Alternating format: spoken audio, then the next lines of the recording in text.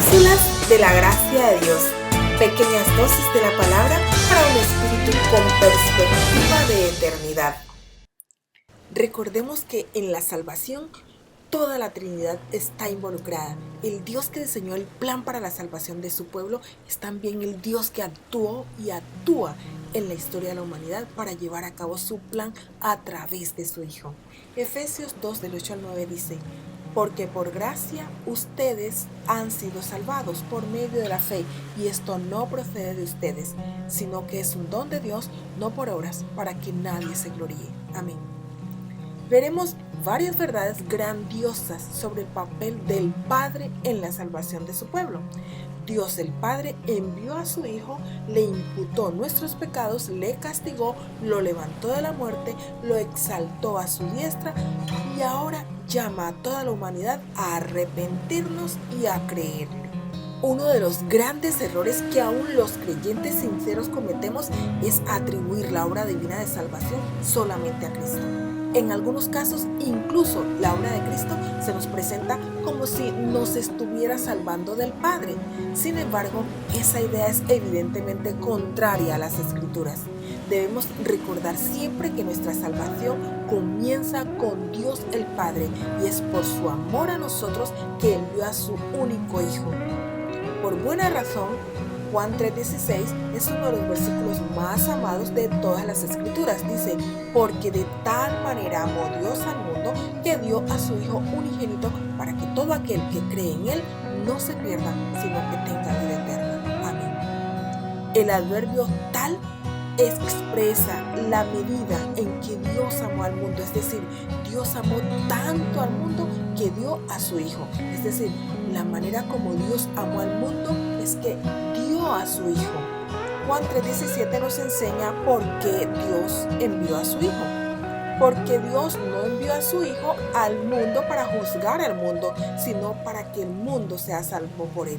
Y 1 Juan 4:14 dice: y nosotros hemos visto y testificamos que el Padre ha enviado al Hijo, el Salvador del mundo. Dios, el Padre, no envió a su Hijo al mundo simplemente para enseñarnos verdades acerca de Él mismo, ni para darnos principios bajo los cuales vivir una vida que le sea agradable. Dios envió a su Hijo a este mundo para morir como un sacrificio expiatorio en nuestro lugar. Y para que esto ocurriera, fue necesario que Dios imputara, incriminara, inculpara, achacara nuestro pecado a su Hijo sin pecado. En la cruz, el Padre cargó nuestro pecado a la cuenta de su Hijo. Esta es una de las doctrinas más grandiosas de la fe cristiana. Según Romanos 8:3 dice: Dios, enviando a su Hijo en semejanza de carne de pecado, y a causa del pecado condenó al pecado en la carne. Amén. En la encarnación, el Hijo de Dios no tomó para sí un cuerpo humano que, aunque no estaba manchado por el pecado, se sujetaba a todas las terribles consecuencias de la humanidad caída. Como hombre, Él estuvo sujeto a las mismas limitaciones y fragilidades, aflicciones y angustias de nosotros, los seres humanos caídos.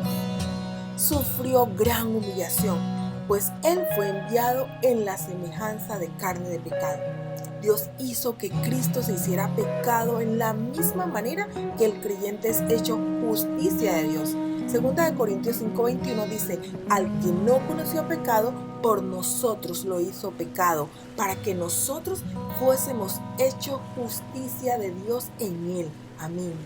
En el momento en que una persona cree en Jesús, sus pecados son perdonados y se le imputa o carga a su cuenta la justicia de Cristo.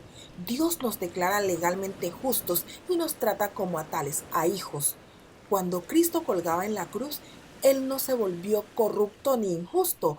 Por el contrario, Dios le imputó nuestros pecados a Él, legalmente lo declaró culpable y lo trató como a tal.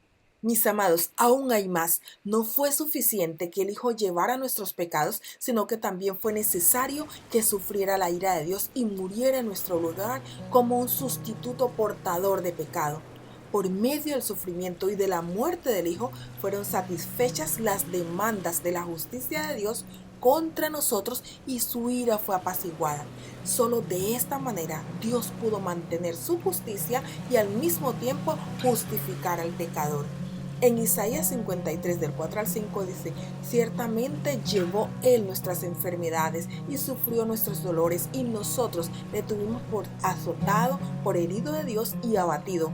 Mas Él herido fue por nuestras rebeliones, molido por nuestros pecados. El castigo de nuestra paz fue sobre Él, y por su llaga fuimos nosotros curados. Amén.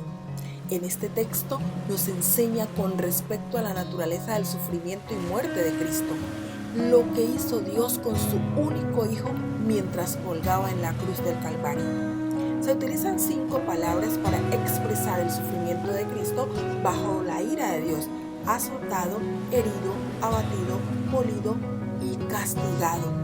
La Nueva Traducción Viviente provee una perspectiva útil del significado de este texto y lo registra de esta manera: sin embargo, fueron nuestras debilidades las que Él cargó, fueron nuestros dolores los que lo agobiaron. Y pensamos que en sus dificultades era un castigo de Dios, un castigo por sus propios pecados, pero Él fue traspasado por nuestras rebeliones y aplastado por nuestros pecados.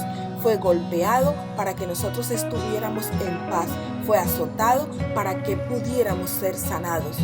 Y continuando en Isaías 53:10 dice: con todo eso Jehová quiso quebrantarlo, sujetándole a padecimiento.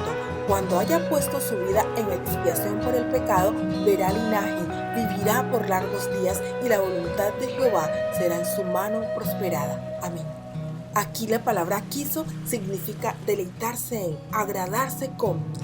Dios no obtuvo algún placer sádico al aplastar a su Hijo bajo todo el peso de su ira, sino que por medio del sufrimiento y de la muerte de Cristo, su voluntad se cumplió y se abrió el camino de salvación para su pueblo.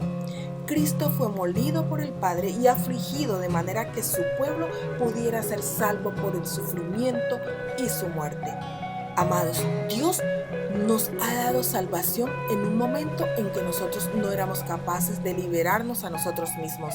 Seamos conscientes de esta realidad, valoremos este regalo inmerecido, vivamos con corazones agradecidos, seducidos por su gran amor, mientras nuestra vida transcurre orando, es decir, delante del rostro de Dios. Dios nos bendiga. Feliz día. Deseamos que este contenido haya sido de edificación para ti. Te invitamos a que nos dejes un like y también agradecemos que te suscribas al canal si aún no lo has hecho. Que la gracia del Señor Jesucristo sea siempre con nosotros. Amén.